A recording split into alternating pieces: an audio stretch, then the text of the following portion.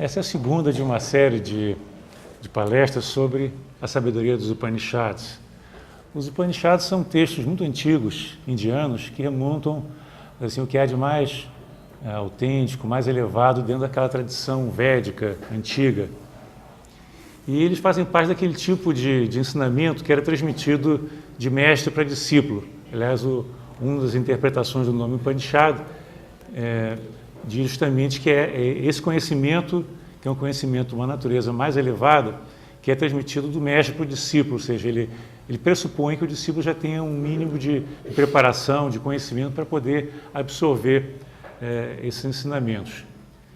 Então, para nós ocidentais, que estamos habituados a uma mente muito discursiva, uma mente muito racionalista, às vezes é um pouco difícil de compreender ou chegar talvez no nível de profundidade que eles estão apontando nesses ensinamentos.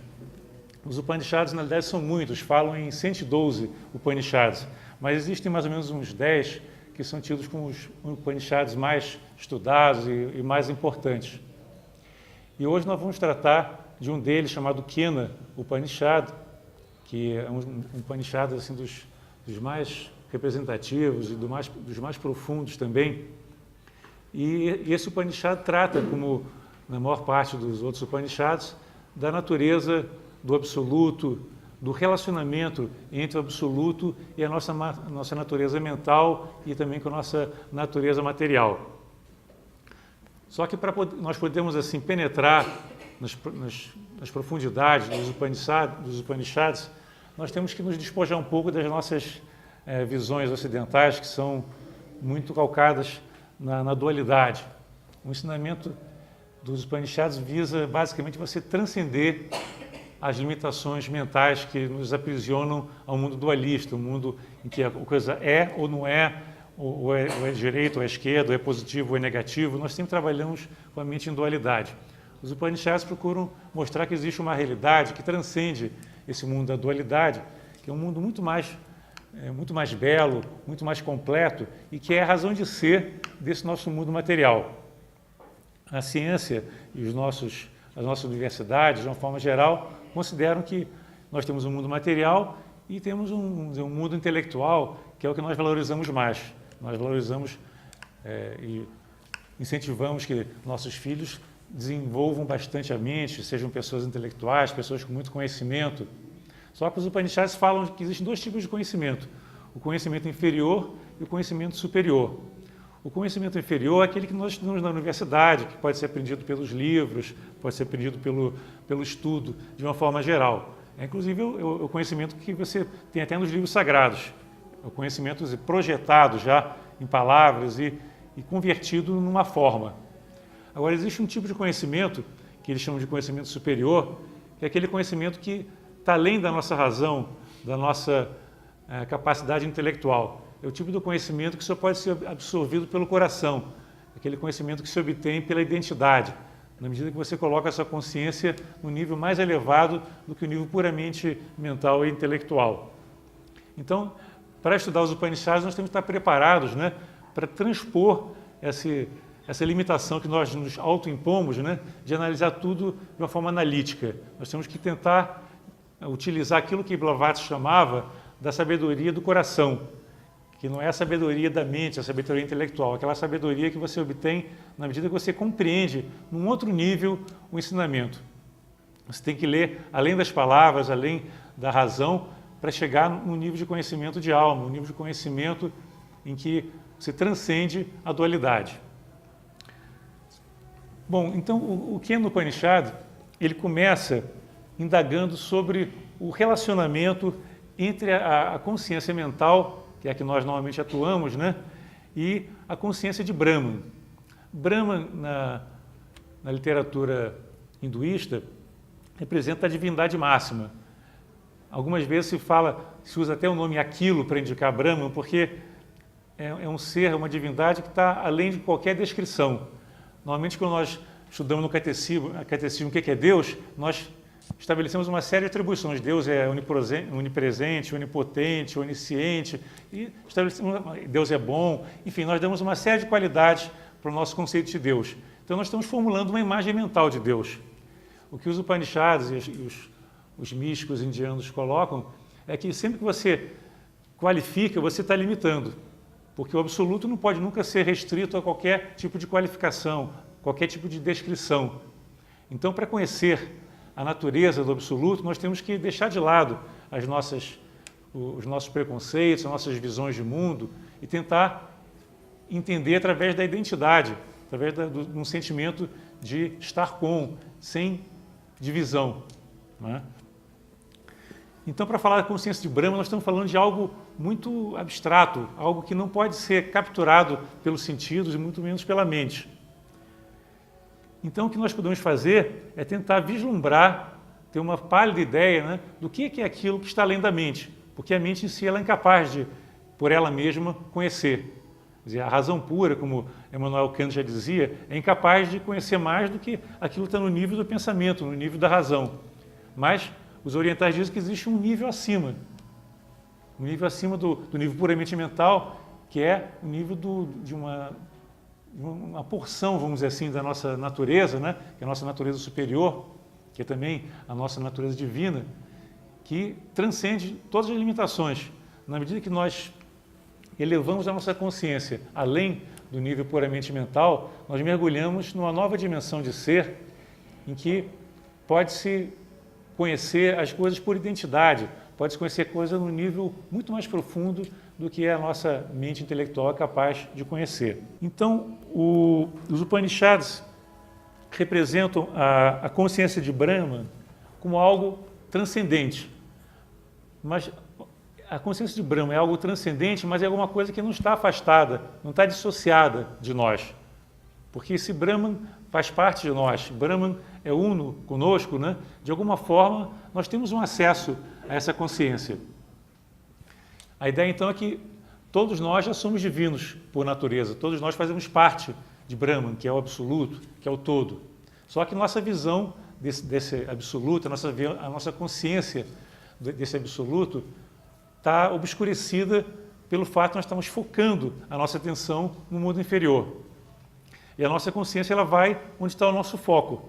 Na medida que o nosso foco é a matéria, é a satisfação dos desejos, é o que nós estamos vinculados no dia a dia, nós esquecemos que nós temos uma contraparte espiritual que é de grande beleza, grande poder, e nós focamos a nossa atenção, a nossa consciência nesse mundo fragmentário, nesse mundo limitado, que é o mundo do dia a dia, no qual nós somos mergulhados através da nossa consciência de vigília comum.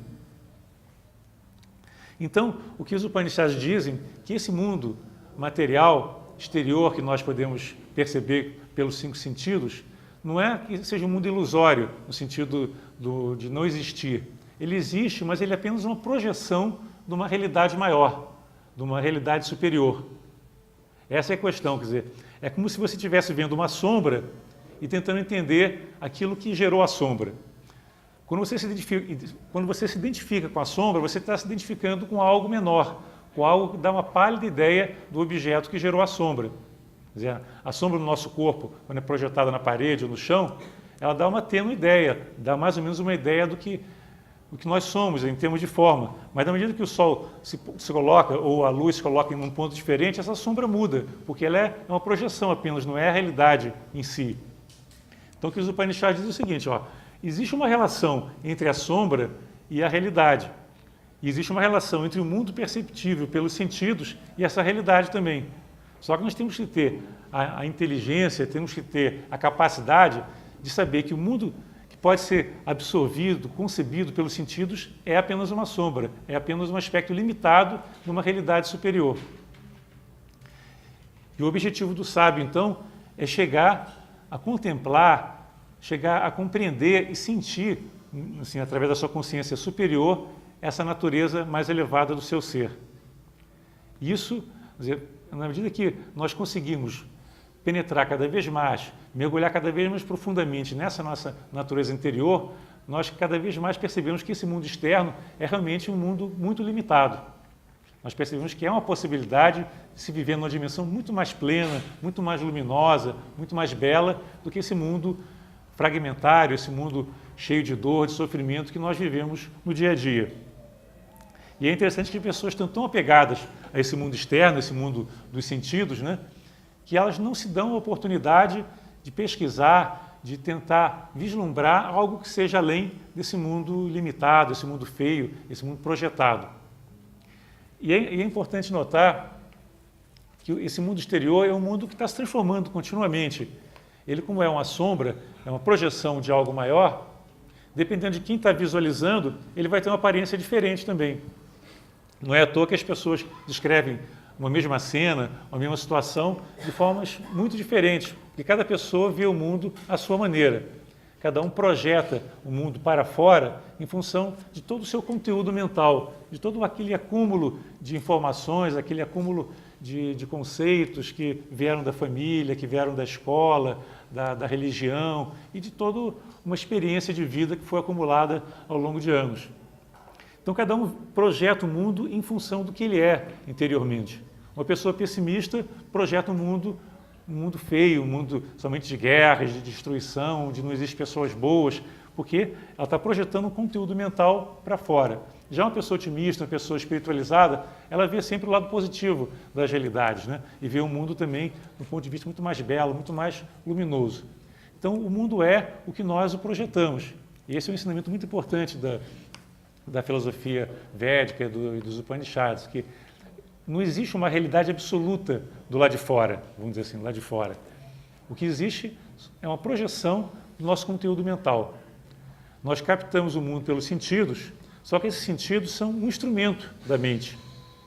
Portanto, o que nós captamos já é um filtro de alguma coisa que está chegando, de alguma forma sensibilizando a nossa visão, a nossa audição, tato, paladar e olfato. E nós filtramos toda essa informação à luz do que nós já conhecemos no nosso passado, em função do nosso conteúdo que está armazenado na memória, e identificamos esse mundo, rotulamos esse mundo à nossa maneira. E cada pessoa, então, cria uma imagem do mundo que é uma imagem sua, é uma imagem individual. Tanto que duas pessoas dificilmente vão descrever o mundo de uma forma idêntica. Cada um tem a sua natureza, o seu caminho, as suas experiências, os seus condicionamentos. Portanto, essa é uma das razões porque nós observamos tanto conflito no mundo, porque as pessoas acham que a sua visão de mundo é a única verdadeira e a única possível, quando existem múltiplas possibilidades, múltiplas visões diferentes em função dos conteúdos que cada pessoa armazenou na sua mente, na sua memória. Então, o que os sábios dizem que a única maneira de você transcender essa visão limitada que todos nós temos e conhecer a realidade num nível muito mais interno, muito mais abrangente, é você superar essa visão mental e sensorial que é que nós costumamos basear toda a nossa experiência e a qual nós damos uma grande importância. Existe uma possibilidade de você perceber o mundo de uma forma não sensorial, uma forma direta. Agora, como chegar até lá, isso já é uma outra questão.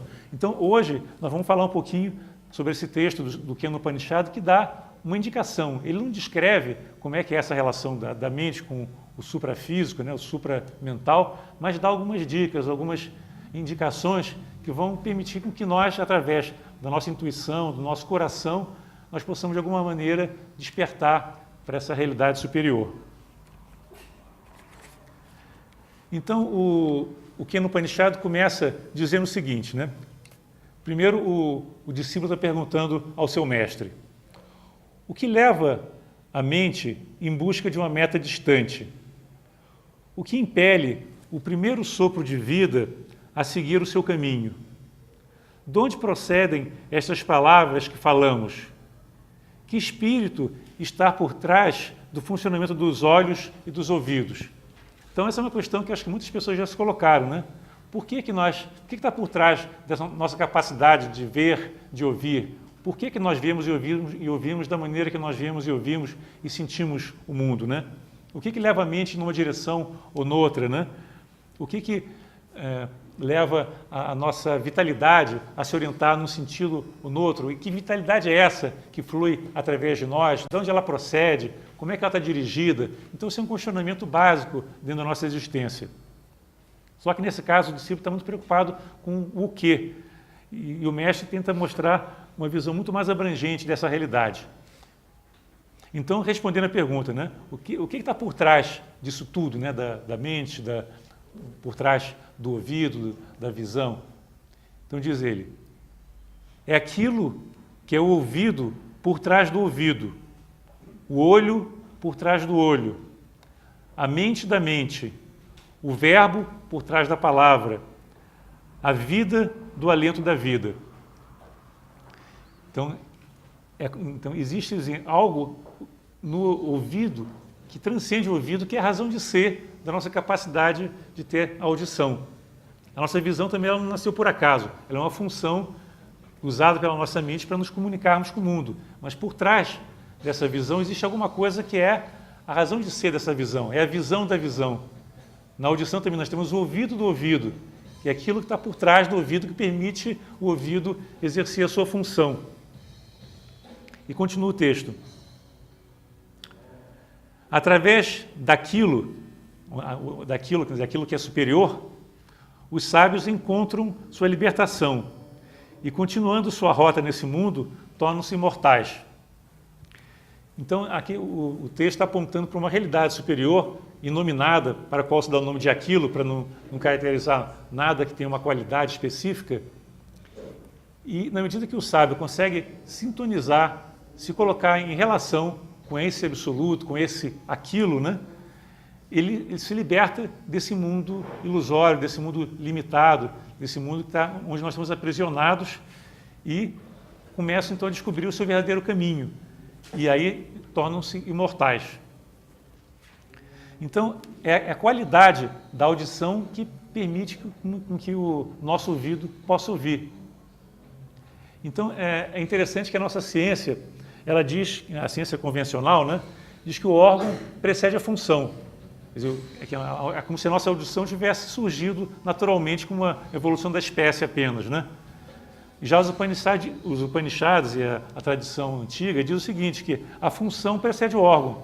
Ou seja, há uma, no caso da audição, por exemplo, né, existe algo que impele o ouvido a ouvir. E o próprio ouvido é formado em função dessa necessidade de relacionamento com o mundo. Então existe alguma coisa que é o ouvido por trás do ouvido que faz com que o próprio ouvido seja formado e possa executar essa função da audição. O mesmo com a visão e com os outros sentidos. Então, o mundo não é criado ao acaso, aleatoriamente. Existe uma razão de ser para que as coisas aconteçam como elas são. Existe uma razão de ser para que o nosso corpo seja como ele é, para que nossos sentidos tenham essa capacidade que nós temos. Então, a audição ela existe para que nós possamos ouvir o mundo, a visão para que nós possamos ver o mundo, e tudo isso não é algo aleatório. Foi criado dentro de um plano, dentro de uma concepção cósmica superior. Então, conhecer o que gera a nossa capacidade de audição e de visão é a questão que tem que ser elaborada e percebida por nós. Então, quem atribui a função olho é essa nossa natureza superior. Quem atribui a capacidade de nós percebermos pelo tato o toque do mundo, dos objetos, também é algo dentro de nós que nos permite fazer essa relação. Os orientais chamam de prana, a energia que flui através do nosso duplo etérico, né, dos nossos chakras, nossas vias internas etéricas. Esse prana está continuamente fluindo através de nós, revitalizando o nosso organismo e fazendo com que ele possa realmente exercer suas funções normais. Se não fosse o prana, nós não teríamos essa vitalidade que nós temos, que nos permite andar, falar, enfim, nos relacionar com o mundo. Só que os orientais dizem o seguinte, o prana em si não é a realidade última, o prana é a energia da vida que flui através de nós, mas essa energia não flui por acaso, ela flui em função dos desígnios de um plano, de uma vontade superior. Aqui embaixo nós temos um vir a ser constante, mas existe num nível mais elevado um plano, uma razão de ser, ou seja, uma natureza que é imutável, que é estável. E tudo que nós vemos aqui nesse mundo, que é efêmero, é transitório, está relacionado com essa natureza superior. Ou seja, o mundo efêmero transitório, ele não ocorre aleatoriamente, ele ocorre em função de uma realidade interna e é uma projeção de uma realidade interna superior. Então, enquanto nós estamos focados apenas no mundo exterior, no mundo dos sentidos, né, nós vemos apenas mudanças e nós estamos muito apegados ao nosso corpo, apegados aos objetos, às pessoas. Essa mudança nos incomoda muito, porque é como se nós estivéssemos violentando a nossa natureza, porque nós queremos nos apegar àquilo que nós percebemos, né? Que é o nosso corpo, o nosso ser. Inclusive, nós nos identificamos com esse corpo, achando que essa é a nossa verdadeira natureza. E como ele está se transformando, está ficando velho, vai contraindo doenças ao longo do tempo e tem muitas limitações, nós acabamos sofrendo. Então, essa identificação com o exterior é que nos traz problemas na vida, nos traz conflito e nos traz sofrimento. O sábio ele deve começar a descobrir que existe uma realidade muito mais elevada, muito mais completa no mundo interno. E aí esse mundo projetado, esse mundo exterior, passa a ter uma importância secundária. Bom, continuando com o texto dos Upanishads. Aquilo não é atingido pela visão, nem pela palavra, nem pela mente. Não sabemos e não podemos discernir como nos instruirmos a seu respeito, porque ele não se enquadra no conhecido e está acima e além do desconhecido. Assim nos foi dito pelos antigos que nos instruíram sobre aquilo. Então aqui nós estamos já entrando no domínio do paradoxo, né? Quer dizer, a mente, como ela é incapaz de descrever o absoluto, de descrever aquilo que está além da dualidade, ela pode apenas apontar, existe o aquilo, mas sobre ele nós nada podemos falar, nós nada podemos descrever. Então, nós não podemos discernir esse absoluto, esse aquilo, nem podemos pedir que alguém nos instrua sobre a natureza desse aquilo, desse absoluto. Mas nós sabemos que ele existe porque ele é parte do nosso ser, é o que há de mais belo e mais profundo na nossa natureza. Então, esse ser absoluto, ele não é apenas o somatório das partes, né? O todo não é o somatório das partes, ele é mais que as partes. Quer dizer, o absoluto não é o somatório de cada ser individual. Ele é mais do que cada ser individual e cada ser individual também o contém. Então, dentro de nós já existe o absoluto. Isso é uma coisa muito linda, né? Pela mente concreta, racional, isso é algo muito difícil de compreender, que nós somos divinos e que essa divindade está dentro de nós, na sua inteireza, né? Não a parte do divino está dentro de nós, o divino como um todo está dentro de nós e pode ser percebido. Há uma unidade profunda entre nós e o divino. O divino e nós somos uma coisa só. Só que nós não percebemos enquanto nós estamos com a mente focada no intelecto, no nível puramente mental do pensamento. Então existe uma qualidade que transcende o puramente mental, que é o que há de mais elevado no ser humano, que pode ser contactado. Não é? Então continua o texto. O que não pode ser expresso pelas palavras, mas por intermédio da qual as palavras são expressas, saiba que aquilo é Brahman e não o que se busca aqui embaixo. Vê que bonito, né? O que não pode ser expresso pelas palavras, mas por intermédio do qual as palavras são expressas, saiba que aquilo é Brahman e não o que se busca aqui. O que não pode ser pensado pela mente, mas por intermédio do qual a mente é capaz de pensar, saiba que aquilo é Brahman e não o que se busca aqui. O que não pode ser visto pelo olho, mas por intermédio do qual o olho é capaz de ver, saiba que aquilo é Brahman e não o que se busca aqui. O que não pode ser escutado pelo ouvido, mas por intermédio do qual o ouvido é capaz de ouvir, saiba que aquilo é Brahman e não o que se busca aqui. O que não se inspira pelo alento, mas por intermédio do qual a força da vida é projetada em seu movimento, saiba que aquilo é Brahman e não o que se busca aqui. Então vocês veem que de uma forma poética, né, nós estamos tentando assim ter uma vaga ideia do que é esse além, né, esse algo mais, que é o que dá razão à nossa existência, que permite que nós possamos ver, pensar, sentir e nos relacionar com o mundo. Os sentidos são sempre um instrumento da mente. Então, os sentidos não podem dar essa visão transcendente da realidade, né? Nós temos que nos abstrair dos sentidos para poder ter uma visão mais abrangente. É interessante um paralelo que existe em alguns livros orientais, né? Me dá uma ideia do que é essa presença dentro de nós, essa fonte de luz está sempre lá presente, né? Essa metáfora diz o seguinte: o Sol ele está sempre presente e sempre irradiando luz para todos os seres, né? E é através dessa luz solar que toda a vida é mantida no sistema solar. Se o Sol parasse de brilhar, tudo que existe na Terra morreria, porque nós dependemos, né? As plantas dependem, os animais, os seres humanos, enfim, todo o sistema solar é dependente da luz da vida que emana do Sol. E diz os ocultistas, não é só da luz, é do prana, porque o Sol é a fonte desse prana. É de lá, do coração do Sol, que emana esse prana que nos vitaliza e permite que a nossa vida continue a ser exercida e vivenciada aqui nesse mundo. Então, esse Sol está distribuindo, sem pedir nada em troca, vida para todo o sistema solar, para todas as formas de vida. No entanto, como pode uma planta, por exemplo, saber que a sua vida depende desse Sol? Ela depende totalmente do Sol para realizar as suas funções, né? A fotossíntese e tudo mais. Agora, uma planta não tem condição de saber como que se processa, né, essa descida da luz solar até ela, como é que se dá a fotossíntese e como é que ela está vivendo em função do Sol. No entanto, o Sol está doando continuamente a sua luz para o mundo, está dando a sua luz para todo o sistema solar, para todas as formas de vida, continuamente, sem querer nada em troca. Também assim funciona a divindade dentro de nós. Ela está sempre continuamente iluminando a nossa natureza. E mesmo que nós não possamos percebê-la, ela está lá, está sempre com uma fonte de vida, uma fonte de luz, uma fonte de inspiração. Por vezes nós temos assim algumas intuições, temos alguns vislumbres, né, que dão uma pálida ideia de que existe algo mais, né? Às vezes nas nossas meditações, nós entramos num estado de êxtase, né, e nós percebemos que existe alguma coisa transcendente, que é muito maior, muito mais luminoso do que nós observamos por aqui.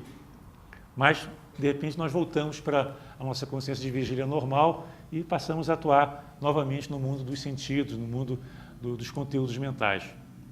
Mas se nós tivermos uma rápida percepção, um vislumbre que seja dessa realidade superior, esse mundo material, esse mundo limitado, passa a ter menos brilho, porque nós já vimos que existe um brilho maior, né, num nível muito mais elevado do nosso ser. Nós temos a tendência a adorar aquilo que nós percebemos. Então, enquanto nós não conseguimos perceber esse algo transcendente, nós damos valor somente ao material. Mas chega um momento que nós cansamos desse mundo de conflito, esse mundo de guerras, esse mundo imperfeito, né, e cheio de sofrimento, nós buscamos algo mais. E é nessa hora que é possível, através da meditação, através de uma transformação interna, você começar a sintonizar um outro nível de existência. E aí nós passamos a ter um conhecimento muito mais profundo da realidade, que é aquele conhecimento, né, que os Upanishads chamam do conhecimento superior, que se obtém pela identidade.